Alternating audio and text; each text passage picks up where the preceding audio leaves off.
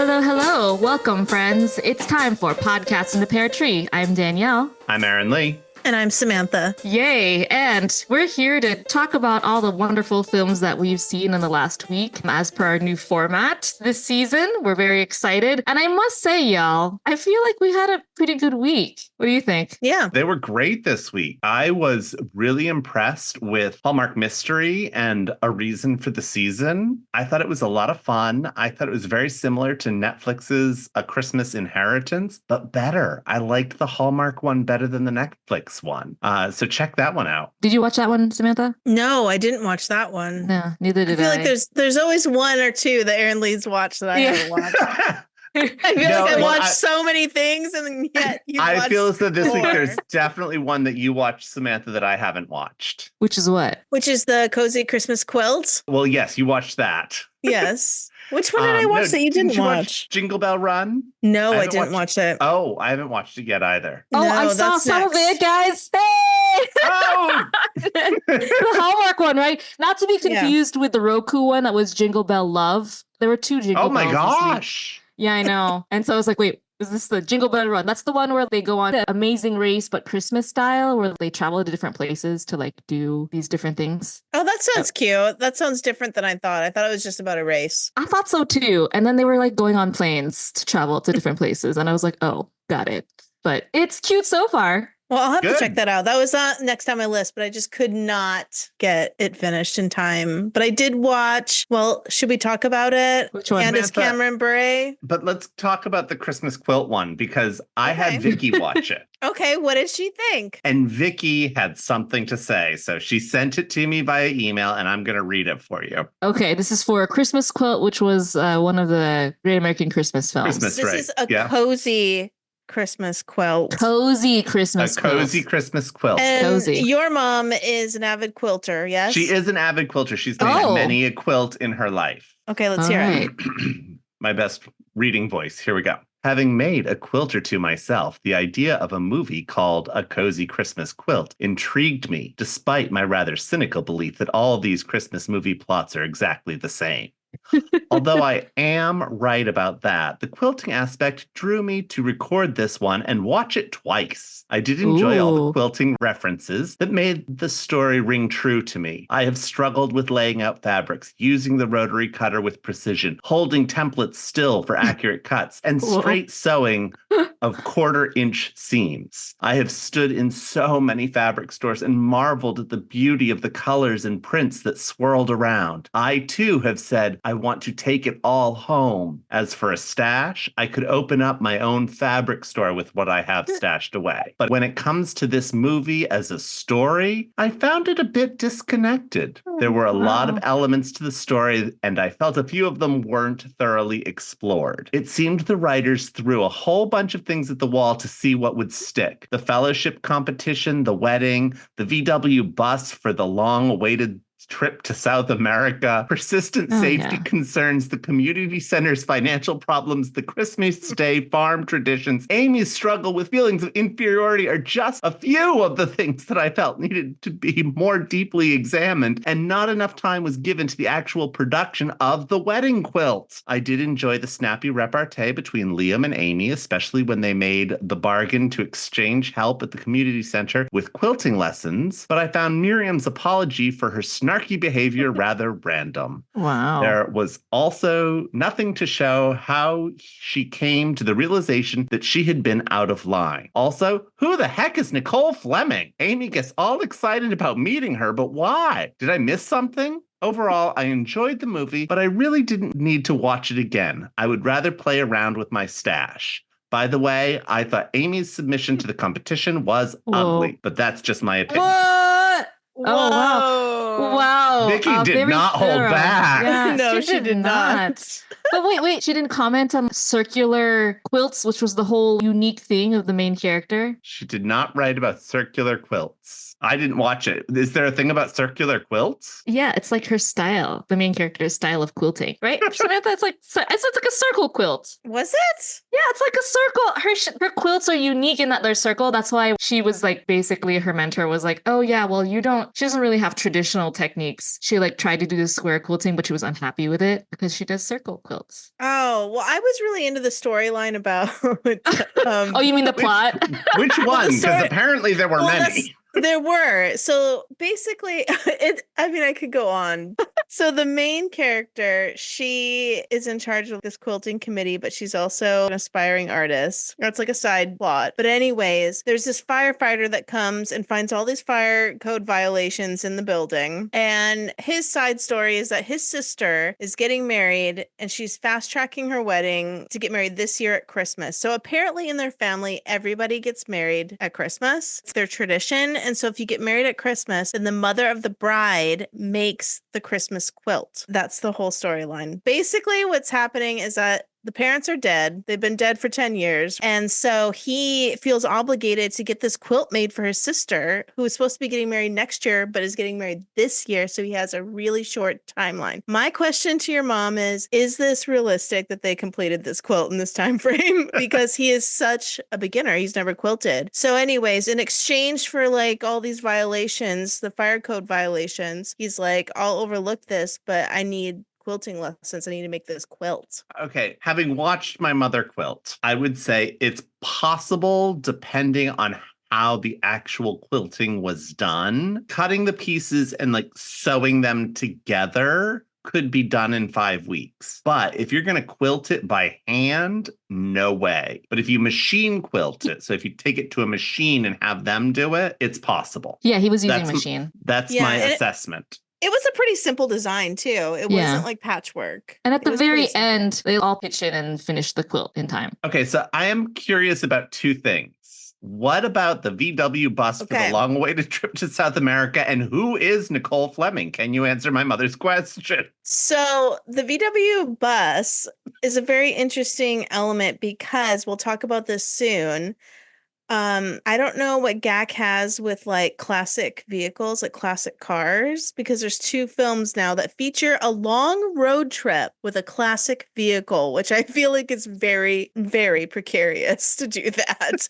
But anyways, I guess he wanted to have like hashtag van life. So he's traveling to South America in a classic VW van, like a bus. How is that even possible? Why did he do it? But also when he did do it, it looked like he was in California. Didn't look like he traveled all the way to South America because he's calling her like sad, like missing her, and then he ends up coming back. I think it's just like one of those. It would like take a really long time to drive to South America. Like, why did they need it to be South America? Couldn't they just made it a cross-country trip? Well, he said that it was the last thing he and his dad were doing. They were restoring it, and so it was like to honor that memory of them restoring that camper vehicle. Well, what does South America have to do with it? I don't get that part. I don't get. And then the other lady, Danielle, was she the other artist? Or you mean the mentor? So the main lead, she was up for this, a finalist for this prestigious art fellowship for textile, whatever materials. But then her mentor also was a finalist. So they had this rivalry thing going on. It was kind of weird. And then in the end, that mentor ends up apologizing because the lead actress actually ends up getting the fellowship. I'm sorry, I forgot their names. I don't remember. Doesn't matter.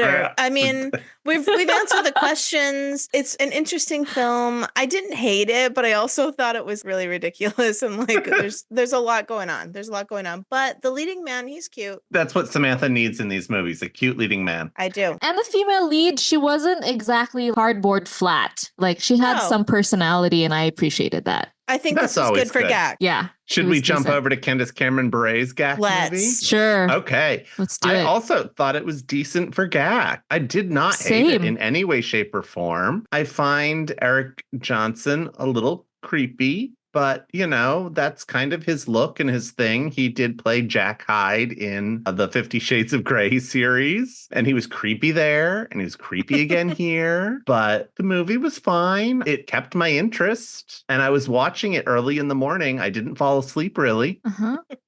The story here is that Candace Cameron Bure's character Desi owns a diner and it's a little strapped for cash. She's not bringing in as much money as she really needs to be. Can we talk about the look of the diner? It looked like an office. It did not look like a diner to me at all. I don't know. Samantha, there is It's no a small explanation. town. It's It was cute. a small town. It was a wasn't fine cute. diner. No, it was Oh, crap. no. Okay, go Oh. on.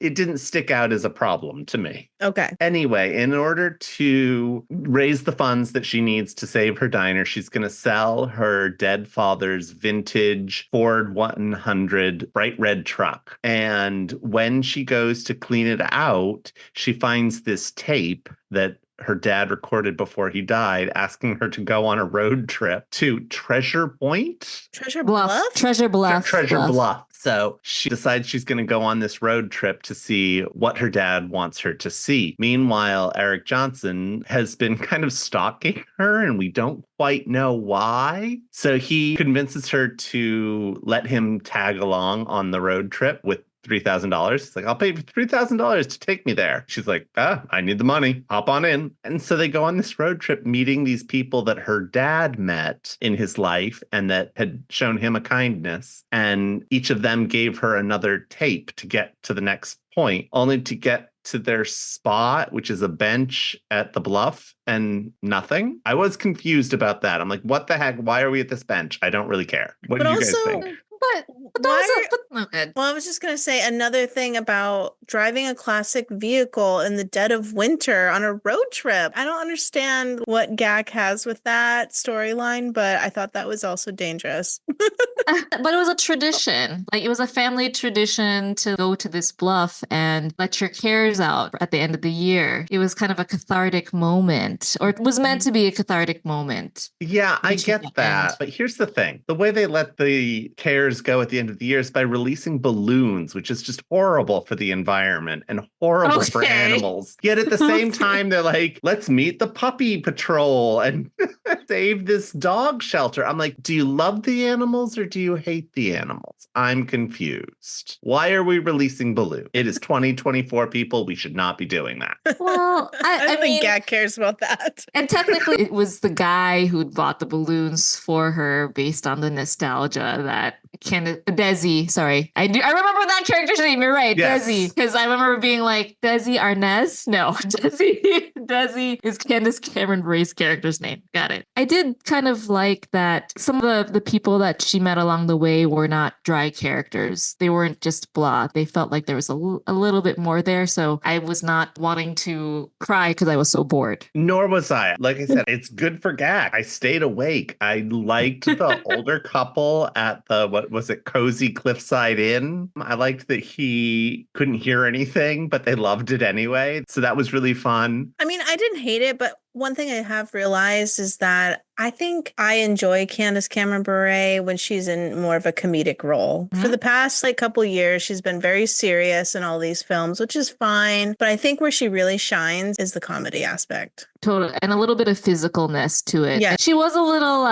smug of a character here, which is, I think, why also maybe we also liked it a little bit more. Overall, this movie wasn't stellar, but it wasn't bad. No. And I think that's because she allowed herself to kind of be a little bit, she was being a little snarky. And I think that snarkiness was a little funny. And so we were like, oh, wait, I think I see sparks of that character there. I agree. Visually, it still looked like a GAC film. Correct. Visually, it did not visually, it looked have like- the pizzazz of Oh. a Hallmark film. Oh, geez. No. Yeah, it needs that big time. It definitely does. Well, it was a big weekend, though, because Lifetime jumped into the fray. Oh, Danielle, gosh. I know. Let's- But you're the Lifetime person here. What did you think of these two movies? Yeah, so there were some really great films that came out in the last week, but I have to say, I don't think the good ones were on Lifetime or Roku. That's all I'll say. But That's all you'll say? I think, yeah, but did you guys watch it? Was it the Plumtree Manor one or something like that? And Happy Hollow? Manor. I didn't hate it, but I didn't love it. That was the Maria Menounos one? Yeah. If that had been on GAC, I would have been like, okay, good for GAC.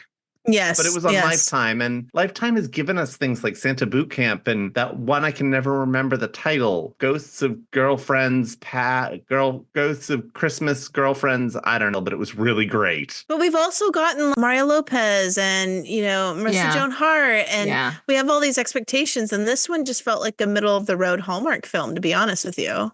Same. Agreed. So you guys watched Maria Menounos one. I know it's probably because I mentioned that if you're going to pick one, choose that one. Just because Yes. a little more interesting. Anybody watch the Happy Hollow one or whatever? I did not. That's okay. I think both of the films had this real estate plotline type deal where trying to acquiesce a property in this smaller town type thing, which was also the plotline of the Roku film Jingle Bell Love with Joey McIntyre. Joey McIntyre? Yeah. Yes. What was that? How is Okay. that? In a word, it was fine. Also, I would say, if you don't have time to watch it, you're not missing anything. Sorry, Joey McIntyre. So there's this diner going out of business in a small town. And Joey McIntyre's character, his wife had just passed away the year before, and he has a 10-year-old daughter. And he's visiting the town because that's where his wife is from. And so they're spending Christmas there. But he's also works for a big corporation that is trying to buy that diner property.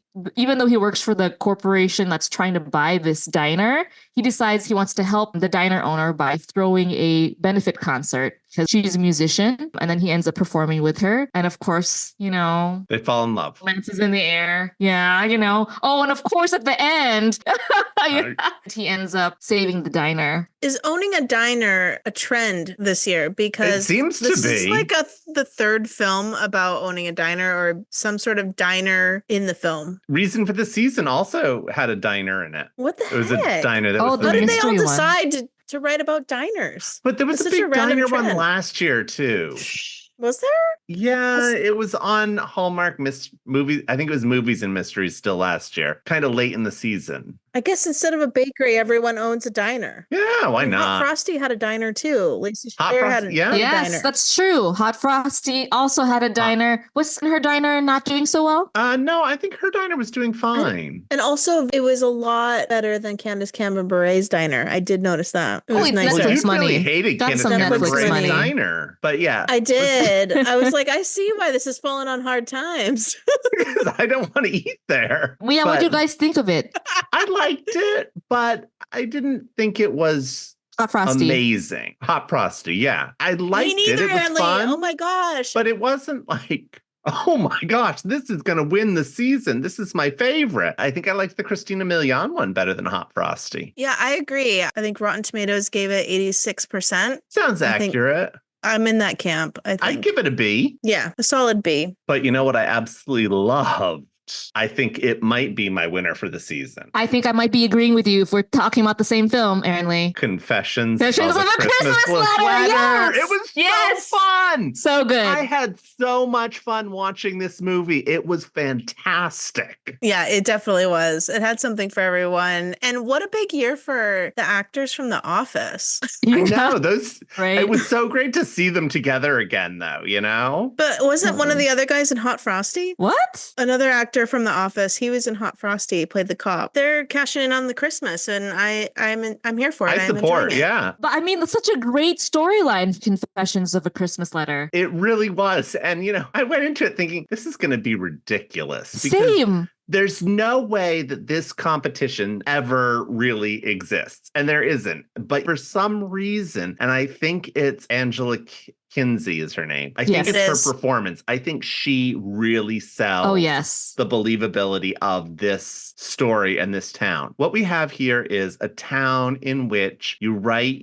my mom called it her brag and boast letter, but you write your Christmas letter every year that you send out with your Christmas card to update all of your nearest and dearest about what your family has been up to. But apparently in this town in Connecticut, not only do you send these letters out, but you also submit them to the postmaster in the town who reads them and then picks a winner and hangs it on the wall. She desperately wants to win this year because it's the 20th anniversary and she's never won. Her neighbor Sue always wins. And her neighbor Sue is the postmaster's cousin and she suspects nepotism. So do I. At any rate, go go ahead. No, I was just going to say, can we just talk about Christmas letters for a second? Because I felt like this was such an original storyline because I feel like since social media, people don't really do Christmas letters anymore in their cards. And also people, for the most part, they don't really send proper Christmas cards anymore. It's more of like those photo cards. Those photo cards. So it was even a little those nostalgic. I'm like, oh yeah, I remember when people used to write Christmas letters in their cards. Yeah. So I loved it. At any rate, in order to write the best Christmas letter possible, she reaches out on social media to the author of this book that she just read, that she thought was just an amazing writer. And he lives in Puerto Rico, and she's going to pay him to come to her house for 2 weeks, learn about her family, and write her Christmas letter. That is the setup, and that's what happens. And it is fantastic. So good. It's really insane that his agent was like, you know, you have writer's block. I got you a job. I don't think it was his agent. I think it was his dad. Abuelo and Tio. Uncle, sorry. Uncle and abuelo. Grandfather. Tio y abuelo. Yeah. Yeah, but aren't they business partners too, or no? No, I think they live with him. I think it was just family. Yeah. Okay, that makes it even more insane than it already is. Exactly. They were just like, you need to go and get re-inspired because clearly you're having terrible writer's block. Why don't you go do this crazy thing? Because he thinks it's crazy, but he doesn't really know what he's getting himself into until he gets there. Not at all. And I love it. I love it. I love that. And then there's the daughter who happens to be the meet cute here was amazing. Oh, so cute. Yeah, I love it. They ended up sharing a shared ride share, that's hard to say. And honestly, I don't know about you, but I felt the sexual tension as soon as she got in that car. As soon as she sat down next to him with those flowers and handed him the flowers, I was like, you guys are perfect together. Mm-hmm. He's going to zig, you're going to zag. He's the yin to your yang. You're going to have amazing makeup sex after fake fights. And guess what? He's cute. Yeah, it works out. That's Samantha's qualification. Cute man, Samantha's there for it. Which I didn't buy that in Hot Frosty. I didn't think he was that cute. He was endearing. The guy in Hot Frosty was an endearing person. He was very sweet. I think in Confessions of a Christmas Letter, Juan is very easy on the eyes. He was a very attractive man. Yeah. He was very, very attractive. We were just like, oh, okay, I can believe this. But I love how Sue, when she comes over, she sees the mistaken congratulations Lily banner and then just conflates that, that Lily's engaged to this guy. And Lily just automatically goes with it because the whole family is like, we don't like this Sue character. We're just going to go with it. Yeah, Sue, exactly. And then Juan's like, what? But then what I love even more so is that later when Juan is basically going to leave and then Angela Kinsey, I forgot her character's name, goes out to like chase Seti goes out to like chase him outside and convince him to stay because he's just like, this is crazy. Like, I don't want to be a part of this situation. And then Sue sees them and tells Seti off. And then Juan goes, wait, did you see the look in her eyes of your possible misfortune and how happy she was? Oh, I'm going to help you write this letter. Like, he was so for it. Like, he's like, wow, everyone's united under this common enemy of Sue. There is something for everyone here, from stealth decorating for Christmas, which I loved, to grandpa's cow calls, to grandma's silent discos, to the message at the end, which I absolutely loved, especially coming from Hallmark, because Hallmark shows us perfect Christmases. And what we don't realize, or we forget, I think, a lot of the time is Hallmark is also hiring crews of hundreds of people to decorate these houses and decorate these sets. And they're working 8, 10, 12 hours a day to make this beautiful, perfect Christmas. And you and your family can't do that. You have a full-time job. So the idea that Hallmark is standing up and saying, look, your Christmas doesn't have to be perfect. It's the flaws in your Christmas that make your Christmas great. I loved the message. Very heartwarming. Agreed. After hijinks and shenanigans and all the other stuff. It had everything. But I also love that they made him wear the onesie. Yes. I loved that they made him wear the Runt Rat's daughter's ex-fiance's tiny onesie. It was so small. That left very little to the imagination. I know. And that one of his qualifications for staying was, I get my own onesie. I do He like better. it. It is very cozy, but I get my own. It was so tight. It was so great, though. It was so funny. It was great. Yeah, this one, what do you think? 10 out of 10? How many candy canes do you give it? I'll give it the 10 candy canes. I've already watched it twice. I really, really enjoyed it. I'm not seeing a lot of plot holes. I mean, sure, you have to suspend your disbelief, but at the same time, once you do, you're going to have a good time. Yeah, it's one that I think you could watch each year if it's on, you'll probably be like, yeah, I'll watch this one again. Oh, I haven't I'll seen seek anything like out. it. And that's what we like the best is like Yes. when we're surprised by a storyline. It's fun. It has the shenanigans. It also had a cute little love story too. Yes. It was great. It is, and it's fun. And I feel like that's what I used to feel with Candace Cameron Bure's films, but I don't feel that way anymore. Her movies used to be fun. Yeah, they're not as fun. They're very serious. And her movies used to be fun, but they also had really great messages like this. It was fun, shenanigans, hijinks. And then in the end, we wrap it up with this lovely message. And the fact that she left that to go do what she's doing now, I don't know if it was the best choice. But No, as you say, Samantha, she was on a decline at Hallmark. Her Hallmark movies were not great in the past few years. And she has other priorities now. But what are we looking forward to this weekend? Anything upcoming that we're looking forward to? Well, The Merry Gentleman dropped today. So we Ooh. all have to watch Male Stripper Christmas Review. Well, I mean, so it is actually a very PG film. I already saw it, but it is very PG-ish. Danielle rushes home from work and watches them as soon as she can. Well, I just There for the drop. I was just like, what could this possibly be about? It actually totally makes a little bit better sense, and I will hold my comments on that for the next time. Well, we'll talk about that on our next episode. Yes. But we do have some fun things coming up. Lifetime has Christmas in the Spotlight, which I believe is the one that's loosely, unofficially based on the love affair between Taylor Swift and Travis Kelce. Is that a Lifetime one? I thought that was on Hallmark. No, there's that's one Or for there each. two. That's There's Lifetime. two. Is. Yeah. Everyone's into the storyline. It's Diners and Travis Kelce. Well, I think the one that's for Hallmark is actually more about the Chiefs and specifically that team. Yes. Whereas this one is about a pop star and a football player. Yeah. So this is the one that's kind of based on their love affair unofficially. And the Hallmark one, there's not much out there about the storyline, but I think they're trying to be voted the fan of the year, the biggest fan of the Chiefs. And Donna Kelsey actually makes a cameo in that film because it's all about the Chiefs. She's like, I think she's a waitress at a diner, actually. They've been really playing it up. Yeah. So hard to miss. But we also have Three Wiser Men and a Boy coming up this week. So we'll be checking that one out. Great American Christmas has the A Little Women's Christmas. So we've got their update. You know how I love a Little Women adaptation. You love the Little Women. I will be watching that. Okay. And we will be reporting back about it. Absolutely. I know we're not going to talk about it that much, but I do want to give him a quick shout out. Christmas with the Sings also happened on Hallmark this past week. Loved it. Surprised that I loved it, but I really enjoyed it. Very cute. The title's not very good, but the plot line of title is two terrible, cultures. but two cultures collide would have been a better Yes. title. That totally, Culture collision, Christmas culture collision or something like that. Something like that, or Christmas cultures collide. With the right tweaks, that film could have been on GAC, and it would have been one of their good films. But far too good for GAC. but it could fit the realm of it. I will also give a quick shout out. I said I was going to check out An Almost Christmas Story on Disney Plus, which I did. I loved the animation. I thought it was really great. I thought the story was really sweet. Christmas is very much in the background.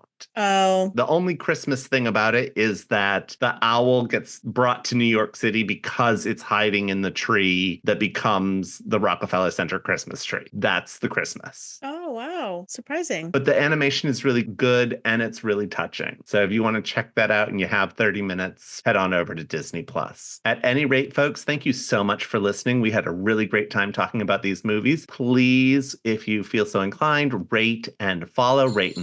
5 stars. We love them. Please give us 5 stars. And find us where you find your podcasts. Bye-bye.